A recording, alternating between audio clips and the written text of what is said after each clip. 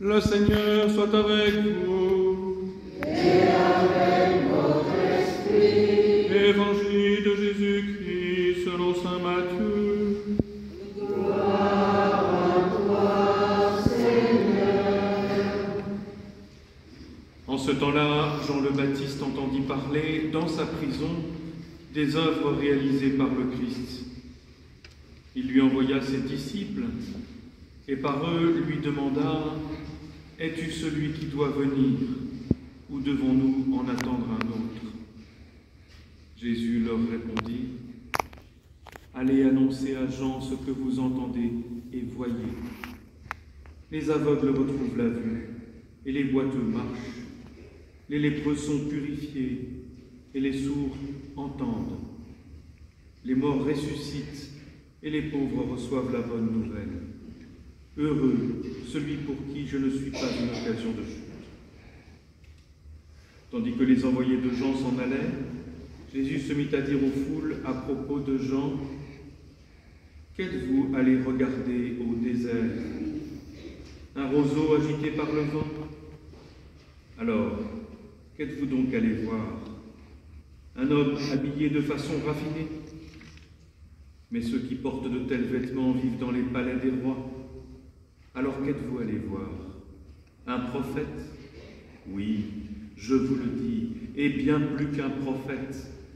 C'est de lui qu'il est écrit, « Voici que j'envoie mon messager en avant de toi, pour préparer le chemin devant toi. » Amen, je vous le dis, parmi ceux qui sont nés d'une femme, personne ne s'est levé de plus grand que Jean le Baptiste. Et cependant, le plus petit dans le royaume des cieux est plus grand que lui. Acclamons la parole de Dieu. Louange à toi, Seigneur Jésus.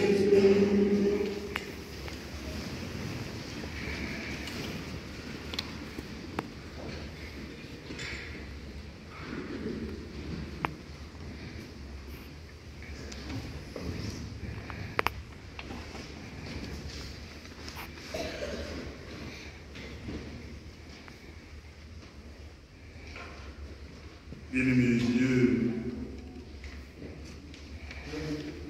aujourd'hui, comme le dimanche précédent, au cours duquel le Seigneur est venu nous parler, l'Église nous présente la figure de Jean-Baptiste. Il avait de nombreux disciples et enseignait une doctrine claire et adaptée.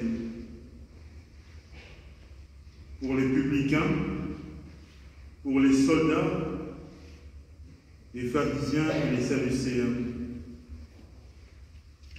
Tout son effort est de préparer la vie publique du Messie. D'abord, il envoya Jean et André.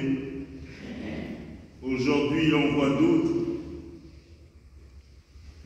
pour faire sa connaissance. Il arrive avec une question sur les lèvres. Es-tu celui qui doit venir ou devons-nous en attendre un autre?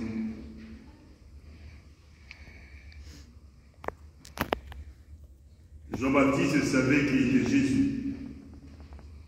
Et lui-même en témoigne. Je ne le connaissais pas.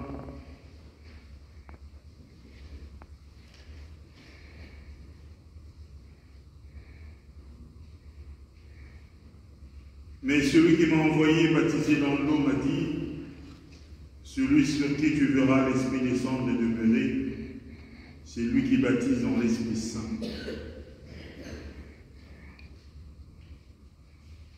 Mais voici ce que dit Jean-Baptiste dans cette version que nous avons entendue ce matin.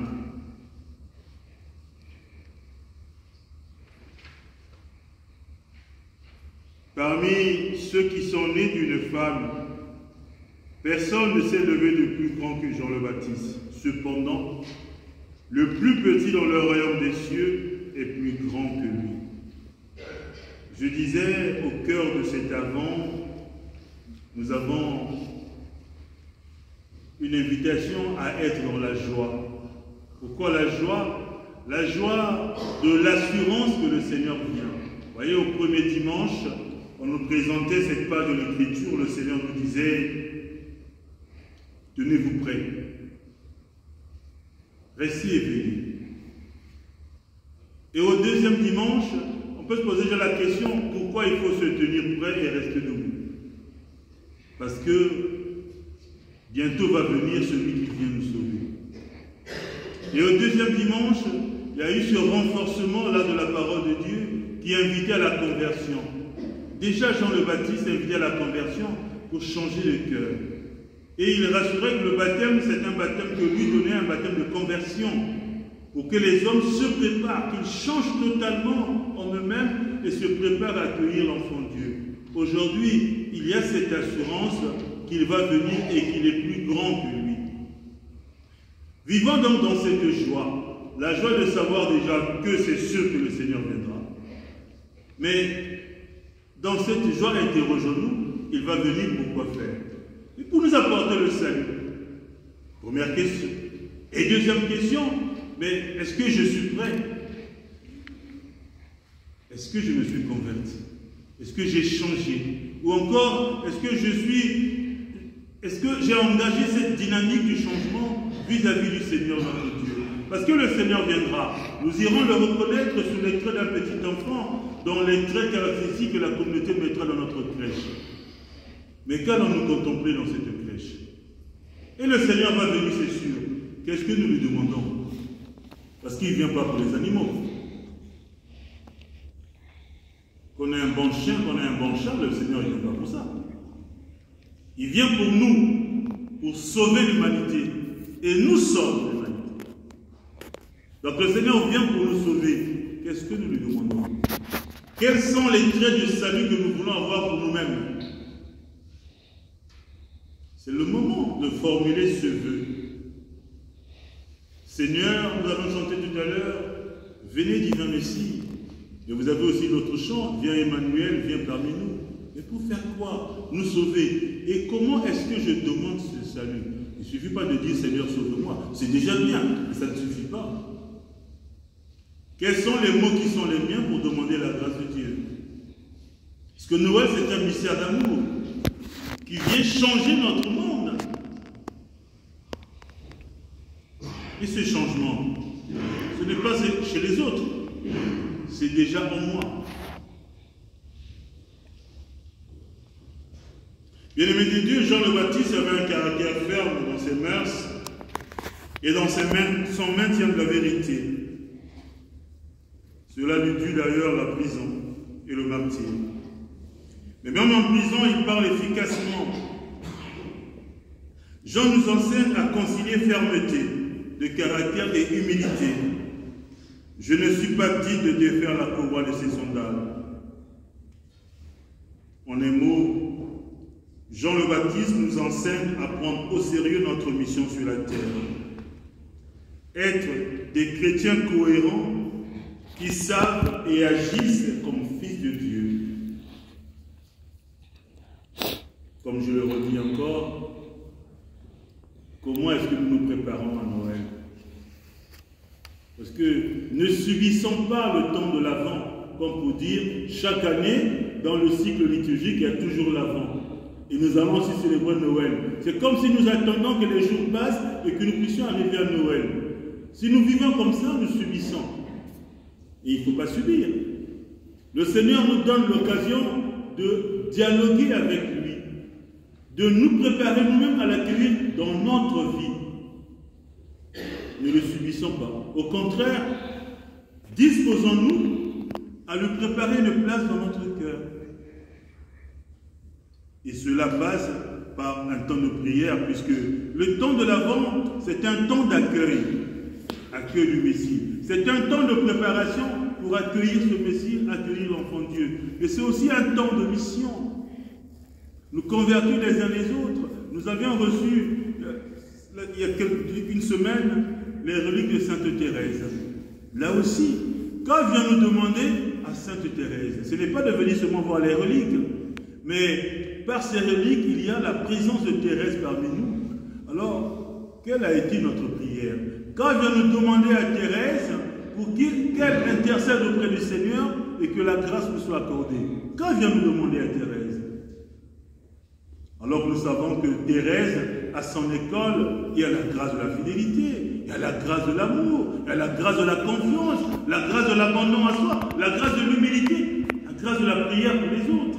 Porter ensemble une cause et la confier à Dieu. Quand vient nous demander à Thérèse? Bon, Thérèse est passée. Maintenant, que demandons-nous? Nous avons un saint patron, Saint Hermelin. Que demandons-nous à Saint Hermelin? Pour que nous nous préparons au mieux au mystère de Noël. Alors, pour les enfants, vous qui êtes au catéchisme, on a dit, et c'est vrai, le temps de l'Avent, c'est toujours en violet. C'est comme Olivier qui est là, on est toujours en violet. Mais le troisième dimanche de l'Avent, c'est un dimanche de joie. Et donc le violet se transforme en une couleur de fête, un peu comme le rose. On ne célèbre que 2 fois en rose au long de l'année. 2 fois. Au troisième dimanche de l'Avent et au 4e dimanche du Carême. Mais c'est la joie de Dieu qui fait naître le rose. Donc, il y a le temps de préparation qui est un temps de privation aussi. Mais ces privations, c'est pour une grande joie, la joie du mystère de Noël. Bien-aimés de Dieu, disposons-nous plus que jamais à accueillir l'enfant Dieu. Préparons nos cœurs. Alors révisons. Une introspection va nous aider à nous redire en nous-mêmes, sur cet aspect, je n'ai pas été conforme à l'amour de Dieu. Sur cet aspect, je n'ai pas été vrai en moi-même. Sur cet aspect, je n'ai pas été authentique. Seigneur mon Dieu, voilà ces 3 aspects. Accorde-moi la grâce de ton amour. Accorde-moi la grâce de la fidélité pour que je puisse mieux vivre avec toi. Puisque l'année est longue. Je sais que parfois c'est pas facile, demandant aussi à la Vierge Marie, Notre-Dame de toute grâce, qu'elle nous aide à rester confiants en Dieu et à mieux nous préparer à l'accueillir comme elle a accueilli l'enfant Dieu en son corps, en son âme, avant de le donner au monde.